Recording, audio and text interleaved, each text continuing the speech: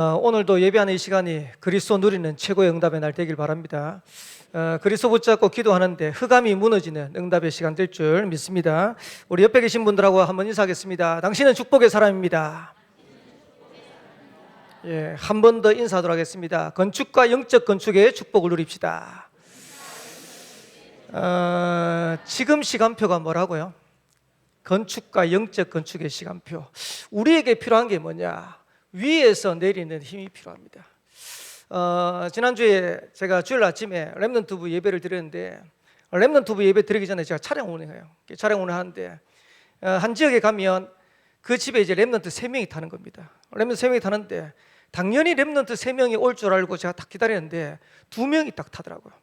그래서 제가 물었어요. 야, 언니는? 이러니까 언니 내일 시험 친다고 오늘 교회 안 온대요 이러더라고. 그래서 제가 이게 안 되겠다 싶어서 전화를 했어요. 전화를 해서 야, 누구야 오늘 왜 교회 못 와? 이러니까 내일 시험이에요 이러더라고.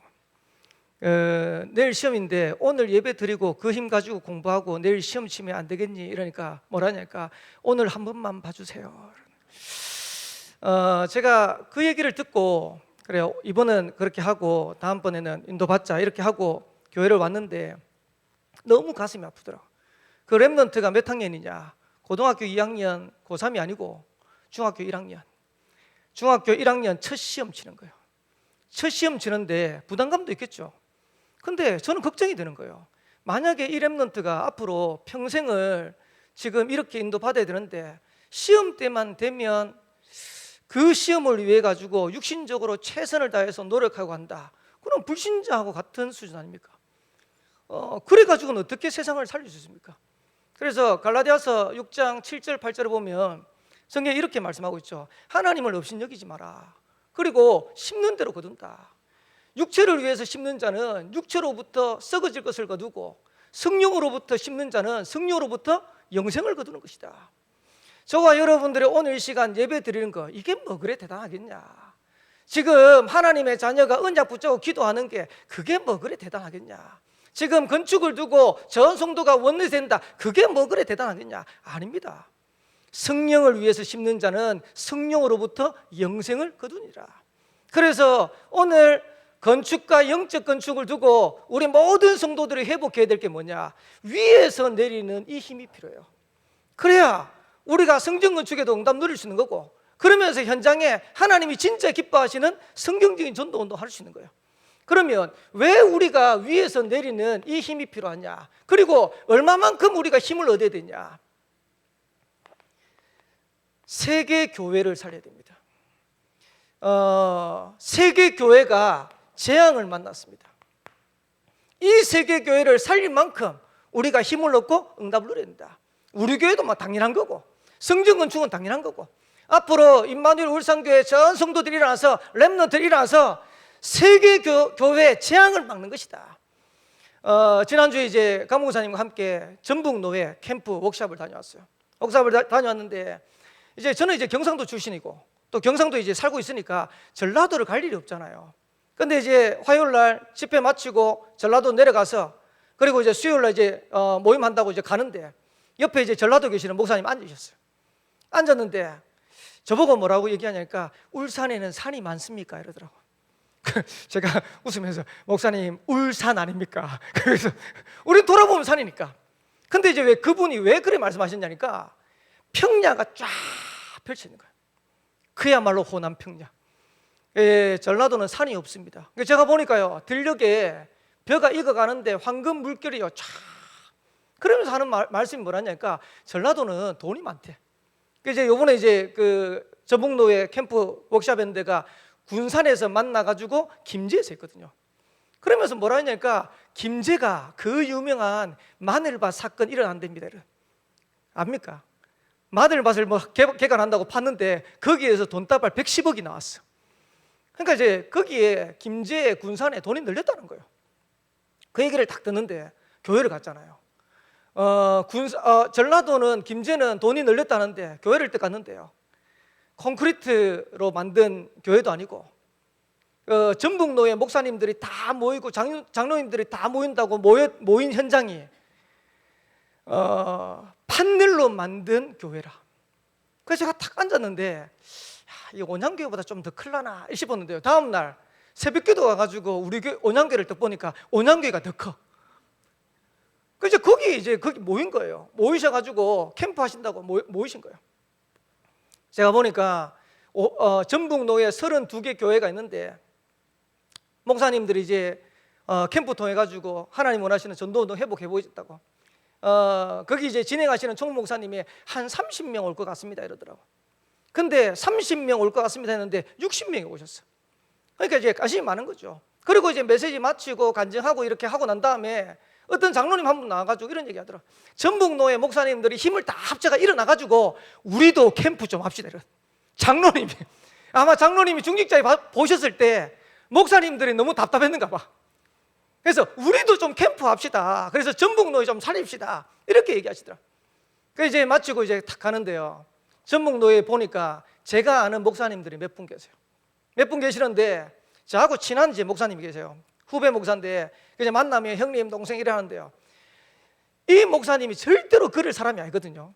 근데 저를 탁 봤는데 뭐라고 했냐니까 아주 겸손하게 뭐라냐니까 형님 우리 이제 좀 만나가지고 목회 포럼도 좀 하고 합시다 이러더라.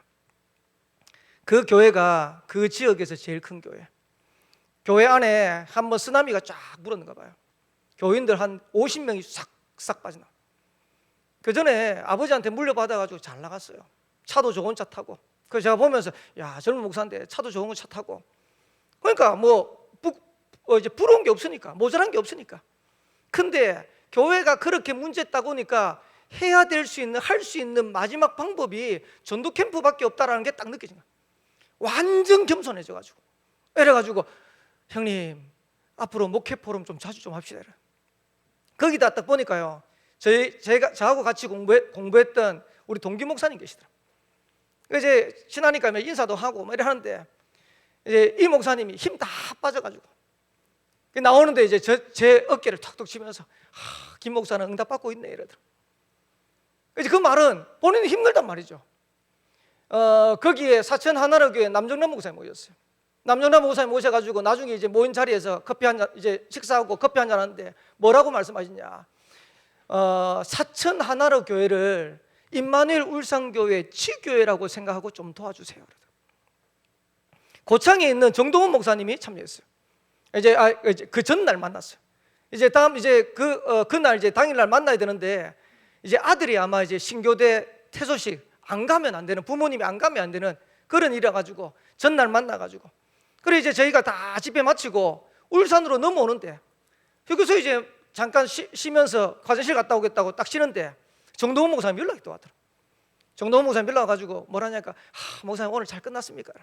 그게 잘 끝났다고. 그러면서 진짜 가고 싶었는데 어쩔 수 없이 먹어요. 그러면서 고창에 전도운동 일어나도록 기도해달라. 그래서 제가 보면서 하나님이 지금 갈급하게 만들어 놓고 지금 성경적인 전도운동이 아니면 안 되도록 딱 그렇게 만들어. 제가 어떤 생각이 들었냐니까 하나님 온양에 증거 주세요. 이래서 기도가 되더라고요. 왜 기도가 되냐니까 하나님 온양에서 되면 다른 데서도 될 거 아닙니까? 군산에 26만, 김제 8만, 온양 2만 8천 비교 안 되잖아요. 그래서 제가 하나님 앞에 돌아오면서 하나님 온양의 증거 주세요. 온양의 증거 가지고 전국과 세계에 문 닫는 교회, 위기당한 교회 살려낼 수 있도록 막아야 될 거 아닙니까? 지금 성경에 보면 유대교회 하나님이 유대인들에게 복음을 주셨어요. 이 복음을 가지고 세계를 살리도록. 근데 유대인들이요 복음을 놓쳐버린 겁니다. 얼마만큼 복음을 놓쳤냐?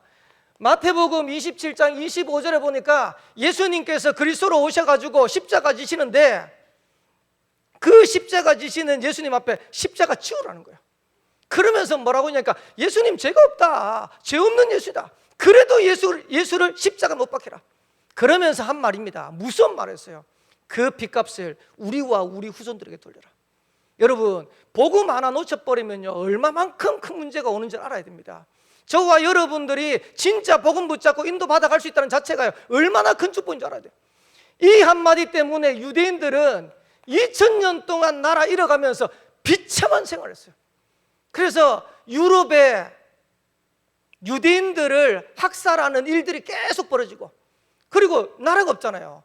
나라가 없으니까 자기들 떠들어 다녀야 되는데 유대인 정착촌이 따로 있었어요. 왜 유대인 정착촌을 따로 만들었냐? 저 유대인은 죽여야 될 민족이야. 이래가지고요, 유대인들을 나라마다 유대인 정착촌을 따로 만들어가 본격적으로 핍박했어요.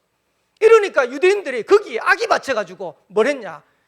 남들이 안 하는 고리대금, 남들이 안 하는 그런 거 붙잡고요, 그래서 경제를 가지고 근근히 버텨낸 거예요. 2000년 동안 비참하게 히틀러에 의해서만 600만 학살됐어요. 여러분, 우리가요 복음 하나 놓쳐버렸는데 교회가 재앙을 당하는 거예요. 그러면서 초대교회, 엄밀히 말하면 초대교회 아닙니다. 예루살렘 교회입니다. 사도행전 11장 1절에서 18절에 보면 예루살렘 교회가 얼마만큼 복음 못 깨달았냐. 바울이 고넬료 집에, 이방인 고넬료 집에 들어가서 식사한 거 가지고 왜 이방인 집에 가서 식사했냐, 이래 나왔어요. 우리 같으면 어떻게 됩니까? 아니, 하나님께서 말씀대로 이방인 현장에도 복음의 문을 여시네, 이래 될 건데, 그 말하면 베드로도 제대로 답을 해야 될 건데 베드로도 변명했어요. 하나님이 얼마나 안타까우셨으면 예루살렘 교회에서 촛대를 옮긴 겁니다. 그게 안디옥 교회입니다. 저와 여러분들이 복음 하나 놓쳐버리면 비참하게 되는 거예요. 그 안디옥 교회가 사도행전 11장 19절에서 30절에 응답 누린 거예요. 그래서 저와 여러분들이 진짜 제대로 언약 붙잡으셔야 돼요. 그러면서 로마 교회는 주 313년에 콘스탄틴 대제가 기독교를 국교화했잖아요.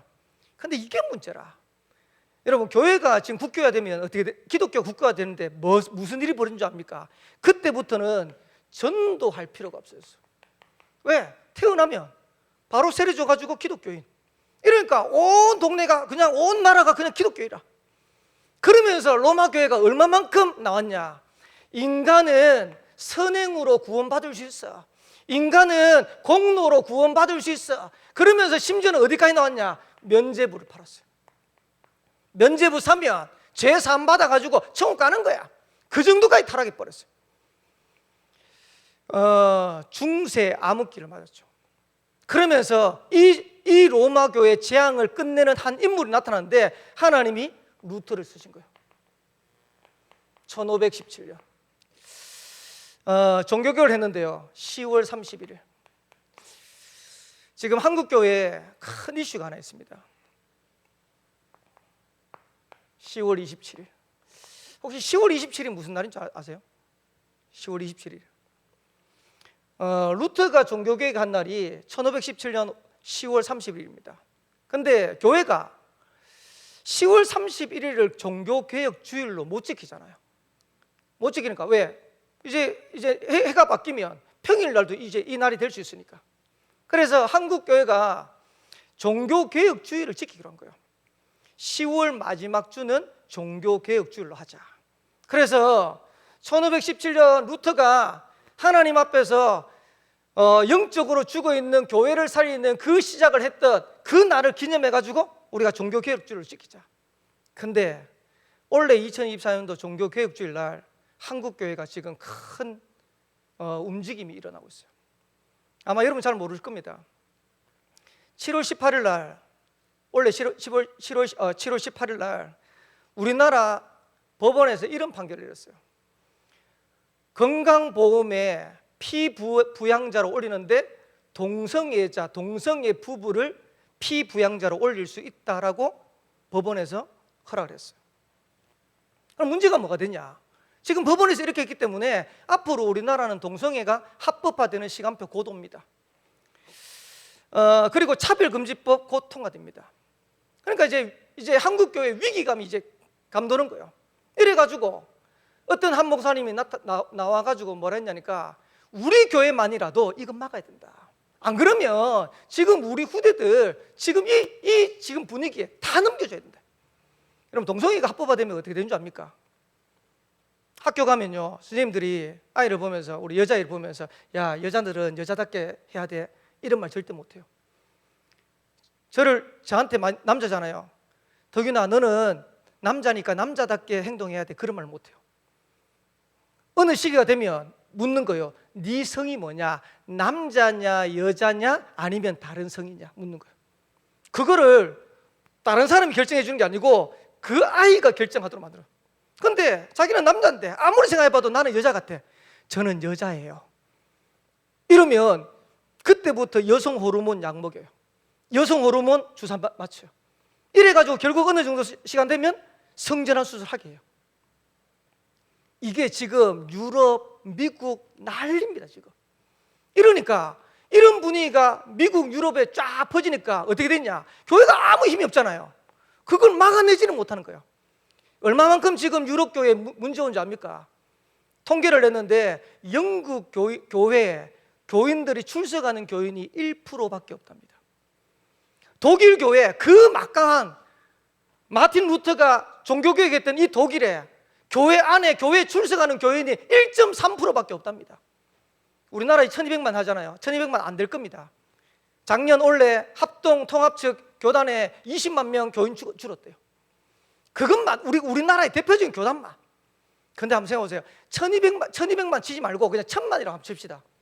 그러면 한국 교회 1000만이면 교회 출석률이 몇 프로 됩니까? 5천만에서 1000만이니까 20%는 오잖아요. 그럼 1% 되면 어떻게 되죠? 우리나라? 어떻게 됩니까? 500만이에요. 힘도 없어요. 지금 유럽이 그래 돼 있어요. 영국, 독일 전부 다 그래 돼 있어요. 아무 게 없어요. 그러니까 이 목사님 한 분이 나타나가지고 우리가 이거를 우리 후대들을 넘겨주면 교회 다 문 닫는다는 거예요. 이래가지고 이 목사님이 우리 교회만이라도 하자 이랬는데 이게 얼마나 이게 바람이 불었냐니까 지난주 이번 주 한국교회 총회 주간이었어요. 총회 주간이었는데 합동측 교단, 이 목사님은 고신측 목사입니다. 고신측 교단에서 총회에서 한국 고신측 모든 교회는 10월 27일 날 광화문으로 모이는 것이다. 이분이 합동측 교단에 가서 얘기를 했어요. 한 7분간 짧게 울면서 하더라. 합동측 교단에서 통과시켰어요. 합동측의 모든 교회는 10월 27일 날 광화문에 모이는 것이다. 이래 되니까 통합측에서 통과시켰어요. 통합측의 모든 교회도 이날 모이는 것이다. 오늘 신문에 보니까 백석교단에서 통과시켰어요. 10월 27일 날 광화문에서 모이는 것이다. 그래서 지금 10월 27일 날 교회들마다 전부 다 이제 광화문에 올라가서 기도하자. 지금 한국교회 이대로라면 앞으로 얼마 안 가가지고 2년 보통 그 동성애 피부양권을 인정하면 2년 만에 그 나라들이 전부 다 동성애를 통과시킨답니다. 그러면 앞에 있는 전체를 그대로 밟으면 우리나라도 2년 안에 동성애 통과되는 거예요. 그래 되면 우리 후대들 앞에 우리 자녀들 앞에 뭐라고 얘기할 거냐? 교회가 거기에 대해서 한 번도 얘기하지 못하고 뭘 할 거냐? 근데 여기에 또 불을 지핀 분이 계시네. 우리나라 인권위원회 위원장을 선정을 했어요. 선정을 했는데 청문회를 통과해야 돼요. 청문회를 통과해야 되는데 이분 성함이 안창호. 그러니까 이분이 자기가 제일 존경하는 인물이 누구냐? 안창호. 그래서 자기가 안창호니까 독립운동 안창호. 그래서 이제 청문회 하면 그 프로필을 쭉 한단 말이에요. 그러면 이제 국회의원들이 보고 이제 한 국회의원이 나와서 얘기를 한 거예요. 아니 위원장님이 국가인권위원회 위원장이 돼야 되는데 위원장님 평소에 소신이 창조론을 믿는다는데 지금도 변함없냐 이렇게. 그 자리에서 만약에 창조론을 믿는다 하면 분명히 손해낼 수도 있어요. 계산상으로. 근데 이분이 뭐라고 했냐니까 나는 창조론 믿습니다. 그러니까 이제 그 옆에 이제 그 질문했던 국회의원이 뭐라 했냐니까 그러면 창조론이 뭡니까? 이제 이분이 뭐라 했냐니까 태초에 하나님이 천지를 창조하셨다고 말씀하셨습니다. 하나님이 천지 만물을 창조하신 것이 창조론입니다. 이러니까 국회의원이 뭐라 했냐니까 여기가 목사를 뽑는 데입니까? 국가인권위원장을 뽑는 자리에 당신이 이렇게 한다는 게 말이 됩니까? 그 옆에 또 한 분 또 얘기했어요. 근데 이 말을 했던 국회의원이요 신학교를 졸업해가지고 전도사 출신 국회의원이라. 그 옆에 또 거들었던 국회의원이 목사님 아들 PK 출신 국회의원이라. 이러니까 이때 모이자고 얘기하는데 지금 이런 사건이 일어나니까 교회에 또 도화선이 일어난 거예요. 지금 아니면 안 된다. 지금 있게. 여러분 지금 우리가요 이거 하자라고 얘기하는 게 아닙니다. 제가 왜 이렇게 얘기하냐니까 여러분들이 얼마만큼 이게 심각한지를 알아야 돼요. 지금 우리가 복음 놓치고 전도 선교 안 하면 얼마 안 가서는 교회가 문 닫는 시대가 반드시 오는 거예요. 근데 성도들한테는 뭐가 없냐? 위기의식이 없어요. 지금 복음도 잘 모르는, 우리가 말하는 복음도 잘 모르는 교단에서도 이거 막아야겠다고 하는데 우리가 복음 가지고 있는데도 불구하고 위기의식이 없어요. 교회가 뭐 모이든지 말든지, 렘넌트가 모이든지 말든지, 성전을 짓든지 말든지 뭔 상관이냐? 나는 내 갈 길 가면 되지. 나중에 어떻게 될까요? 다 무너지는 거예요. 그래서 우리나라의 선조들이 집 팔아가지고 땅 팔아가지고 교회 짓고 교회 위해서 생명 걸고 그래 한 거예요. 왜? 교회가 무너지면 다 무너지니까. 그래서 도산 안창호 선생님이 이랬잖아요. 교회 하나 짓는 게 경찰서 100개 짓는 것보다 더 낫다. 왜? 경찰서는 도둑놈 때려잡는 거지만은 교회는 도둑 안 되도록 막는 거잖아요. 그거 하는 게 교회입니다. 그래서 저와 여러분들이 왜 힘을 얻어야 되냐? 왜 올바른 언약을 붙잡아야 되냐? 세계교회의 재앙을 막아야 될 거 아닙니까? 문 닫는 교회 살려내야 될 거 아닙니까? 교회 위기 시대 막아야 될 거 아닙니까? 뭐 해야 될까요? 오늘 4가지를 여러분들 하세요.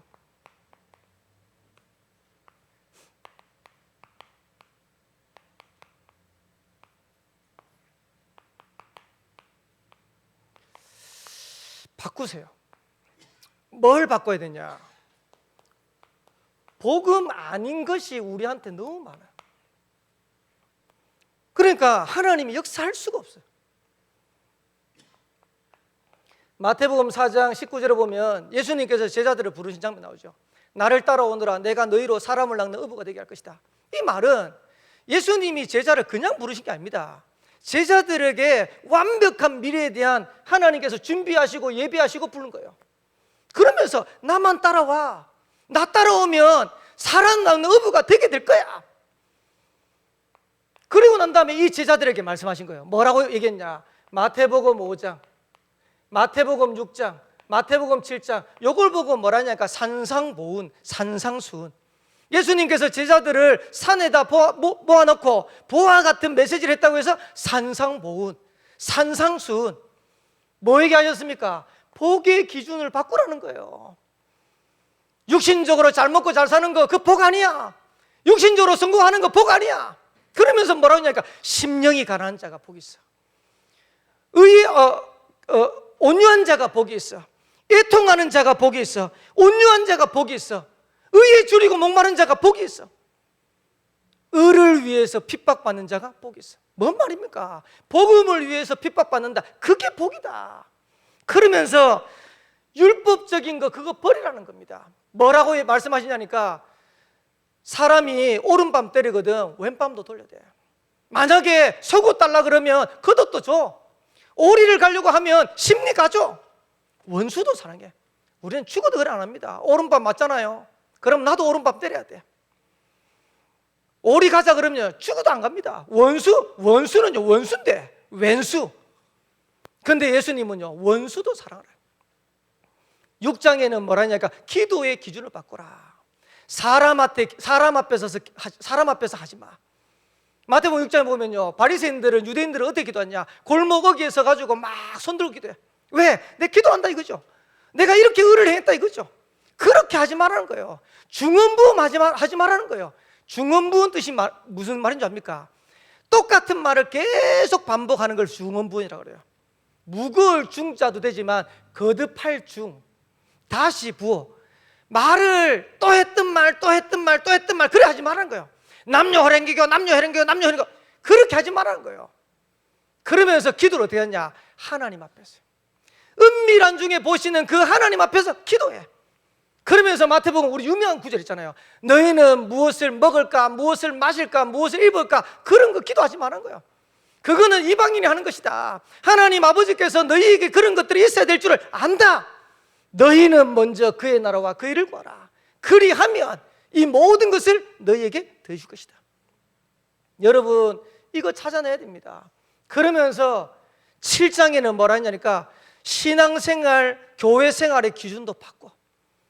여러분, 우리 교회생활하고 신앙생활하면 누구 때문에 시험 듭니까? 하나님 때문에 시험 드는 게 아니고 사람 때문에 시험 들잖아요. 근데 마태복음 7장에 보면 뭐라고 얘기하고 있냐니까 남의 눈에 있는 티 보지 말고 네 눈에 있는 들보나 봐. 근데 우리는 주특기가 뭐냐니까 내 거는 절대 못 봐. 누구 거만 봅니까? 메시지를 들어도요, 이 메시지는 김집사가 들어야 되는데 자기한테는 적용도 안 해. 이 메시지는 누구누구 장로님이 들어야 되네. 근데 예수님이 뭐라 했냐니까 남의 눈에 있는 티 보지 말고 네 눈에 있는 들보나 봐.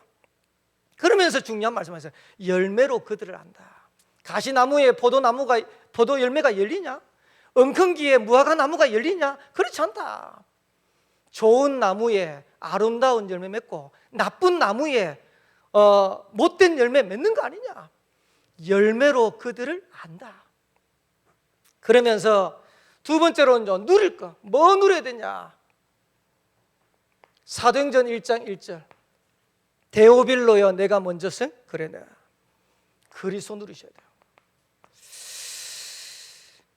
이 그리스도 대신 예수님께서 요한복음 19장 30절에 이렇게 말씀하셨어요. 다 이루었다. 유 목사님 한 번은 설교하시면서 이런 얘기 하시더라고요.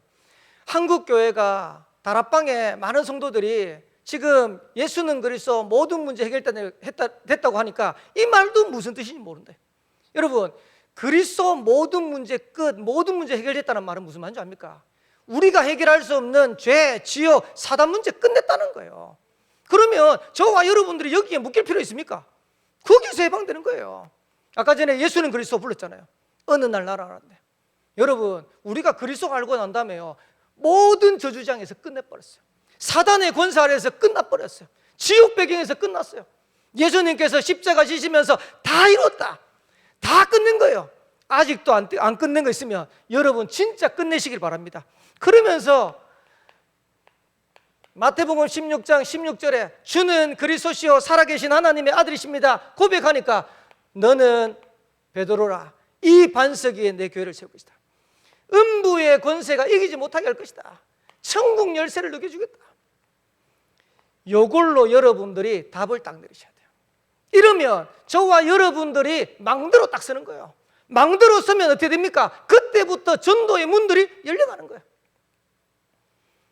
제가 이제 몇 번 간증했지만은 저희 교회 이제 그 집사님 한 분 작년에 이제 복음 받고 이분이 뭐라고 얘기하냐니까 목사님 전도할 때가 너무 많아요.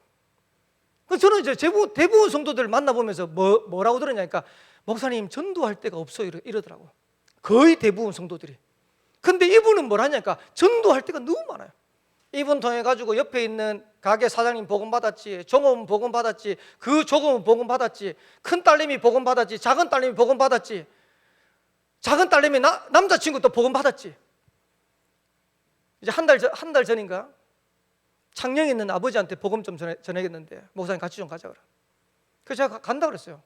그래서 날짜를 쭉 보니까 9월 30일 월요일 날 제가 시간이 되겠더라고. 지난 이틀 전이죠. 이틀 전에 9월 30일 날 이분하고 이제 집사님하고 창녕을 다녀왔어요. 창녕을 다녔는데 87대는 어르신이라. 그 집안에요 다 예수 믿고. 아까 전에 어느 날 나눠하는데 이 차인데 그 동생네 가정의 사위가 그 찬양을 지은 이장희 목사님이라. 그러니까 이제 이쪽은 다 예수 믿고. 그러니까 이제 이 집사님이 이제 예수 믿고 보니까 아버지가 복음 받아야 된대. 그날 갔는데요 87대는 어르신 만났는데 얼마나 예비돼 있던지. 그래가 복음 전하고 난 다음에 이제 영접기도를 딱 하는데 이제 제가 영접기도 이제 초청하니까 귀가 잘 안 들려 이러더라고. 그래가 옆에 이제 귀 옆에 대고 하는데 또박또박 따라하시고. 그래서 따라하시고 난 다음에 어르신한테 물었어요. 어르신 예수님 어디 계세요? 이래 물으니까 내가 자는 방에 있겠지 이러더라고. 그래서 제가 깜짝 놀래가지고 제가 이제 이 말을 이제 처음에는 못 알아들어가지고 예 어르신 뭐예요? 그러니까 내가 자는 방에 있겠지 이러더라고. 그래서 제가 물어봤어요. 내가 자는 방에 있겠지라는 말이 무슨 말입니까? 이러니까 내가 이렇게 87년 동안 복음 모르고 이래 살았는데 지금 내가 영접하는데 이 더러운 마음에 예수님이 오시겠냐 이거. 내 마음보다는 조금 깨끗한 내가 자는 방에 있겠지. 어르신 믿음으로 고백하면 어르신 마음속에 지금 성령으로 함께 하세요. 그러고 난 다음에 물었어요. 예수님 어디? 내 마음속에 이러더라. 그러고 난 다음에요, 어르신 누구 자녀입니까? 그러니까 예수님 자녀. 맞습니다. 하나님 자녀. 지금 죽으면 어디 갑니까? 천국. 기도하는데 얼마나 좋아하는지. 옆에서 따라간 집사님 울고 나중에 내려오는데 이러더라고요. 목사님 사실은 오늘 아침에 일어나가 기도하는데 우리 아버지가 복음 받겠나 이런 생각이 들더라고요. 그리고 이제 아버지한테 간다고 전화를 하니까 전화를 처음에 잘 안 받더래. 그래가지고 또 도망가면 어떡하나 싶었어요. 근데 가서 얘기를 하는데요, 주위에 우리가 만나보면 예비 안 된 사람들은요 전부 기독교인들 안 좋은 점만 쫙 얘기하잖아요. 이 어르신이 자꾸 얘기를 하는데 기독교인들이 좋은 점만 쫙 얘기하는 거예요. 복지센터 가가지고 어른들하고 있는데 뭐 100명씩 넘게 있는데 거기에 딱 보면 예수 믿는 사람은 달라 이러더라고. 자기가 이제 군대 갔는데 군대에서도 예수 믿는 사람은 달라. 복지센터 가가지고 밥 먹는데 예수 믿는 사람들은 딱 자기들 편하 기도 딱 하고 밥 먹어야 돼. 좋은 점만 쫙. 그리고 이제 동생네 가정이 어떻게 된 걸 다 봤잖아요. 그냥 보면서 하나님이 하시는 거구나. 우리가 망대로 세워지면 하나님이 문을 열어 가시는 거예요. 제가 갔다 오는데 어떤 생각이 드냐니까 여기는 누가 가도 이 어르신은 복음 받는 거예요. 근데 문제는 이 어르신이 복음 받겠냐라는 불신앙이 꽉. 그 작은 집에 목사만 3명입니다. 이번 추석에도 다녀갔어요. 추석에도 다녀갔는데 설마 이 어르신이 복음 받겠나 얘기를 못한 거라. 물론 이제 가족들이니까 이제 또 그런 것도 말하기도 어렵잖아요, 그죠? 제가 보면서 그래서 제가 올 때 창녕 함께하는 교회 목사님한테 연락해가지고 이 어르신 창녕 함께하는 교회 연결하도록. 이제 또 창녕 함께하는 교회 목사님 또 전화 받더니 또 얼마나 좋아하는지 목사님 창녕까지 오셨냐면서. 근데 그 주간이 이번 주간이 무슨 주간이냐? 대구 노예 캠프하는 주간이라. 제가 그 얘기 들으면서 우리는 또 전도자로서 기도하면서 가는데 또 대구 노예는 거기에 빛을 비추는 캠프하는 현장에 하나님이 정확한 시간표. 뭐 누리면 됩니까? 그리스도 누리세요. 여러분들이 진짜 그리스도 누리고 이 그리스도로 담나면 하나님이 저와 여러분 통해 가지고 사람 살릴 수 있는 응답의 문들을 계속해서 누려가는 거예요. 뭘 기다립니까? 사도행전 1장 3절 하나님의 나라. 왜 하나님의 나라를 누려야 되냐? 마태복음 12장 28절에서 30절에 보니까 강한 자가 그 집을 딱 장하고 있는 거예요. 그래서 강한 자를 결박하지 않고서 어떻게 세간을 늑탈할 수 있겠냐? 그래서 성령을 힘입어 귀신을 쫓아내는 것이면 하나님의 나라가 너희에게 임하였느니라. 고린도후서 10장 4절에서 5절에는 견고한 진을 치고 있다 그랬어요. 요한복음 16장 11절에는 세상 임금노릇 하고 있다. 여기에 하나님의 나라가 임해야 되는 거예요. 이거를 깨달은 인물이 하나 나왔는데 사도행전 오늘 19장 8절에 바울이 얼마만큼 깨달았냐? 바울이 오늘 사도행전 19장 8절에 보니까 석 달 동안 담대히 하나님의 나라 일에 대해서 말씀했대요. 이러니까 두란노 에베소 지역 현장에 어마어마한 기적의 문들이 일어나는 거예요. 저와 여러분들이 기다릴 것 하나님의 나라. 혹시 이 자리에 나는 영적인 거 잘 모르겠다 이런 사람 있습니까? 며칠 전에 새롭게 하소서에 어떤 청년이 나와 간증을 했어요. 청년이 나와서 간증했는데 거기 제목이 뭐냐니까 어느 날 갑자기 귀신이 보이기 시작했다. 새롭게 해서 나와가지고 이래가지고 보니까요 타투이스트라. 여러분 타투 하는 거 별로 좋은 거 아닙니다. 그래서 가만히 보니까 요즘은 눈썹도 전부 다 그려가지고 다 문신해가지고 이제 뭐 이게 뭐 이렇게 하면 또 구약적인 율법적이도 할 수 있는데 레위기에 보면 자기 몸에 뭘 새기지 말아요. 근데 보세요. 그 자기가 타투이스트 할 때 젊은 이제 그 복음 만나기 전에 사진하고 지금 얼굴하고 딱 비교를 했는데요. 타투이스트 할 때 그때는 완전 진짜 귀신 들린 얼굴이라. 그래가지고 타투했는 자기 몸에 타투한 걸 봤는데 십자가에 뱀이 막 꼬불꼬불 이런 걸 타투해놨어. 근데 뭐라 하냐니까 어느 날 귀신이 보이기 시작했대. 갑자기 뭐 형체는 알 수 없는데 귀신이 보이는데 얼마만큼 역사했냐. 집에 딱 들어왔는데요, 집에 물건들이 막 밖에 있더래. 침대가 복층 구조로 되는데 어느 날 2층에 있는 게 내려와 있고 1층에 있는 게 2층 가 있고 막 이렇더래. 그러니까 자기는 처음에 헛것 보는 줄 알았대. 헛것이 아니고 진짜라. 이래가지고 정신병원에 가봤더니, 병원 가봤더니요, 스트레스 많이 받아가지고 허약해서 그렇다고 그렇게. 그렇다고 되는 거 아니잖아요. 약 먹어도 안 되잖아요. 그 약도 뭐 그냥 치워버리고. 사람들한테 가보니까 굿하면 된다 이렇게 돼요. 근데 하나님 감사하죠. 이 청년이 어떻게 깨달았냐니까, 내가 지금 귀신한테 시달리는데 굿을 하면 더 큰 귀신이 와가지고 이거 쫓아내고 더 큰 귀신한테 내가 시달린 거 아니냐, 그것도 해답이 아니라는 생각이 들더래. 이러고 있는데 이 청년이 뭐라고 얘기하냐니까, 여자친구를 사귀고 있는데요, 귀신이 얘기하더래. 여자친구하고 이제 헤어지라고. 여러분 혹시 이혼 생각하는 분 계시면요, 회개하세요. 사단 마귀가 자꾸 이 청년은 자기 귀에 직접 들리더래. 여자친구하고 헤어져라. 그 이제 우리는 안 들리는데 마음속으로 헤어져라. 왜? 사단 마귀가 하는 짓이 뭐냐니까, 이가 나고 분리시키고. 근데요, 얼마만큼 리얼하게 하냐니까, 여자친구가 거짓말하는 까지 싹 다 가르치더라. 이래가지고요, 결국은 헤어졌잖아요. 근데 어느 날 자기 친구들하고 친구 집에 가지고 이제 넷플릭스를 딱 보는데, 넷플릭스에 그 영적인 어떤 그 내용되는 이제 드라마를 본 거예요.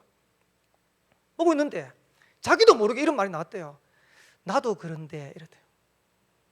그러니까 제 친구가, 옆에 있는 친구가 마침 교회 다니네. 저는 처음에 이제 간증 들으면서 혹시 다락방 아닌가. 그래서 이제 나중에 친구가요 따로 부르더랍니다. 네 얘기 한번 해보라고. 그래서 자기 얘기를 쫙 하니까 친구한테 뭐라 할 줄 알았는데, 이 친구가 뭐라고 얘기하냐니까, 괜찮다. 성경에는 사단의 역사, 귀신, 마귀 이런 거 다 있다. 근데 오늘 네가 예수 그리스도 믿고 영접하면 여기서 해결된다. 그리고 그 자리에서 친구 따라서 영접 기도를 했대요. 그 간증하는데 그래 나오더라고요. 근데 감사하죠. 그때부터 자기에게 빛이 임하기 시작하는데, 어마어마한, 뭔가 설명할 수 없는 이런 빛 말고요, 어마어마한 빛이 임하는데 자기가 자유함을 얻겠더래요. 그러면서 그 빛이 임하는데 자기에게 어떤 마음을 주냐, 헤어진 여자친구하고 다시 회복해라 이런 마음을 주더라고요. 그래가지고 그 여자친구하고 다시 회복했대요. 하나님의 마음은 회복입니다. 사단 마귀는 자꾸 분리시킵니다. 이러면서 자기 인생의 스토리를 쭉 얘기하는데, 진짜 리얼하게 옆에 있는 이제 그 같이 주영원 씨하고 이제 같이 아나운서들이 자기들이 막 놀라더라고요. 여러분 있습니까 없습니까? 우리는 보이지 않아서 그렇지 실제로 존재하는 거예요. 이 존재가 망대를 딱 쳐놓고 있는데 어떻게 승리합니까? 그래서 성경에 예수님이 뭐라 했냐, 하나님의 나라. 내 개인에게 하나님 나라 임해야 되고요, 우리 가정에 하나님 나라 임해야 되고요, 우리가 가는 현장에 하나님 나라 임해야 돼요.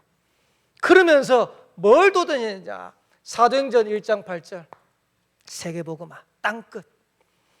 하나님의 절대 계획이 뭡니까? 그게 세계복음 아닙니까? 창세기 12장 1절에 3절에 보니까 하나님이 아브라함 불러놓고 처음부터 약속했잖아요. 너는 복의 근원이다. 너로 말미암아 천하 만민이 복을 얻게 될 것이다. 완벽하게 축복하였어요. 그러면서 마태복음 28장 16절에서 20절에도 예수님이 말씀하셨어요. 부활하신 주님께서, 하늘과 땅의 모든 권세를 가지신 그 주님께서 세상 끝날까지 함께 하는데, 너희는 가서 모든 족속으로 제자 삼으라. 왜? 모든 족속 가운데 제자가 있으니까. 마가복음 16장 15절에서 20절에는 만민에게로 복음 전해라. 그게 하나님의 절대 계획입니다. 그러면서 저와 여러분들이 뭘 도전해야 되냐, 성전 건축. 학개서 1장 2장 1절에서 9절에 보니까 저와 여러분들이 진짜 성전 건축 두고 마음 담고 도전하면 하늘과 땅과 바다와 열방이 진동케 되어지는 응답을 주실 것이다. 이번에 우리 교회가 지금 성전 건축하는데요, 진짜 저는 이 역사를 체험했으면 좋겠어요. 많은 분들이 이렇게 생각하더라고요. 부담된다 이런 느낌도 있는 법. 근데 그럴 필요 없어요. 여러분 뭐 하면 되냐니까 내가 할 수 있는 것만 하면 돼요. 지난주에 렘넌트 데이 끝나고 난 다음에 경제특강을 했어요. 경제특강하는데 포항영광교회 집사님이 와가지고 경제특강하는데 제 마음속에 하나 딱 담기는 게 있어요. 성경에서 말하는 빛의 경제가 뭐냐.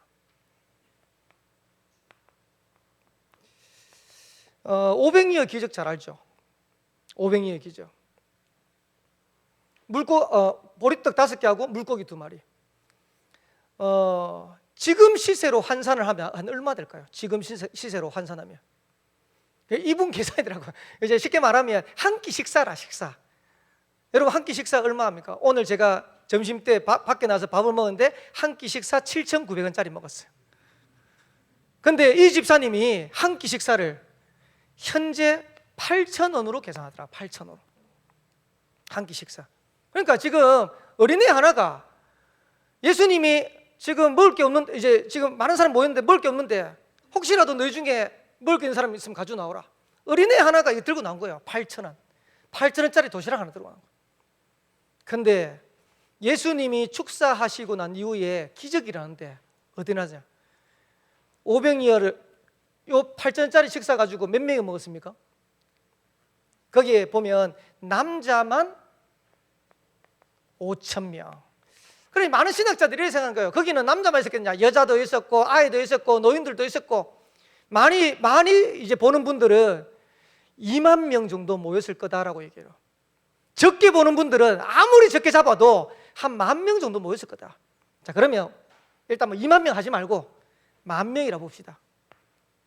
8,000 곱하기 10,000. 그럼 얼마입니까? 얼마입니까? 예, 제가 수학 잘 못하는데 얼른 계산하는데 8,000만 원. 빛의 경제가 뭔지 압니까? 우리는 우리 할 것만 하는 거예요. 역사는 누가 합니까? 하나님이 하시는 거예요. 제가 감목사님하고 같이 있으면서 또 계속 메시지 들으면서 저는 어떤 생각이냐, 내가 할 수 있는 게 뭘까? 내가 부목사로서 할 수 있는 게 뭘까? 지금 내가 할 수 있는 게 뭘까? 하나님 그런 마음을 계속 주세요. 제가 뭐 사학과처럼 뭐 매덕을 낼 수 있는 것도 아닌데 그러면 하나님 저는 어떻게 할까요? 거기에 헌신하는데 하나님은 빛의 경제로 여러분이 할 수 있는 걸 찾아내세요. 여러분 하나님 앞에서 하나님 지금 시간표에 나는 뭐 할 수 있을까요? 나는 뭐 하면 될까요? 여기에 도전하는 겁니다. 도전하는데 하나님이 어떻게 역사하시는지는 하나님이 하시는 거예요. 그래서 오늘 이 밤에 인도받는 우리 모든 성도님들은 걱정하지 마세요. 여러분 미래 어떻게 될까? 걱정할 필요 없어요. 우리 교회 미래 어떻게 될까? 그거 걱정하지 마세요. 뭐 하면 되냐? 응답받을 수 있는 영적 시스템을 만들면 응답은 그 다음에 오게 돼 있는 거예요. 그러면서 여러분들이 뭘 하냐? 집중하세요. 지금 우리 교회는 딱 2가지 집중하는 겁니다. 건축과 영적 건축. 만약에 여러분들이 경제로 못하면 기도라도 모으세요. 새벽 기도 할 수 있잖아요. 금요 기도 할 수 있잖아요. 오늘 이 밤에 수요 예배하는데 할 수 있잖아요. 그거는 할 수 있잖아요. 하나님 내가 아무것도 못한다. 나는 이거 위해서 기도할게요. 진짜. 제가 이제 원양에서 이제 그 사역을 하는데 새벽 기도 하는데 몇 분 안 오시잖아요. 몇 분 안 오신데 저는 제가 원양에서 하면서 다른 건 몰라도 새벽 기도는 내가 인도받겠다라고 제가 하나님 앞에 단집했거든. 근데 지난주인가 지난주인가 이제 새벽 기도 오시는 권사님이 코로나 걸리셨어. 못 왔어. 또 한 분 오시는데 이 한 분 잠을 늦잠 잤는지 또 안 오셨어. 이래가지고 5시 반에 됐는데요 아무도 없는 거예요. 어떡합니까? 옛날 같으면요 제가요 안 올라가요 강단에. 그럼 뭐 내가 앉아가지고 기도하면 되지. 5시 반 돼가 제가 올라갔어요. 올라가서 사도신경부터 사도신경 딱 하고 있으니까 우리 집 사람 오더라고. 우리 집 사람 하고 있는 우리 집 사람 놓고 제가 메시지하고 기도했어요. 하면 되잖아요. 사람이 있든 없든. 근데 더 중요한 거는 진짜 우리가 여기 위해서 원내스 하면 어떻게 될까요? 하나님 기적할 건데. 그러면서 더 중요한 거는 성경적인 전도 운동 일어나야 돼요. 하나님은 전도 운동과 함께 빛의 경제로 축복하실 것이다. 거기에 저와 여러분들이 마음껏 쓰임 받는 새로운 시작되기를 살아계신 주의 이름으로 축원합니다. 그래서 건축과 영적 건축의 시간표에 우리에게 필요한 게 뭐냐? 힘. 응답받으면 어떻게 됐냐? 이 일이 있은 후에 내가 로마도 보아야 하리라. 하나님의 어마어마한 미래가 보이는 거예요. 증인 되시기를 살아계신 주의 이름으로 축원합니다. 기도하겠습니다. 하나님 은혜 감사합니다. 수요 예배로 하나님 앞에 온 돌립니다. 건축과 영적 건축의 시간표 속에 영적인 최고의 힘을 회복하는 응답의 날이 되도록 인도하여 주옵소서. 살아계신 예수 그리스도 이름으로 기도합나이다. 아멘. 예, 광고 드립니다.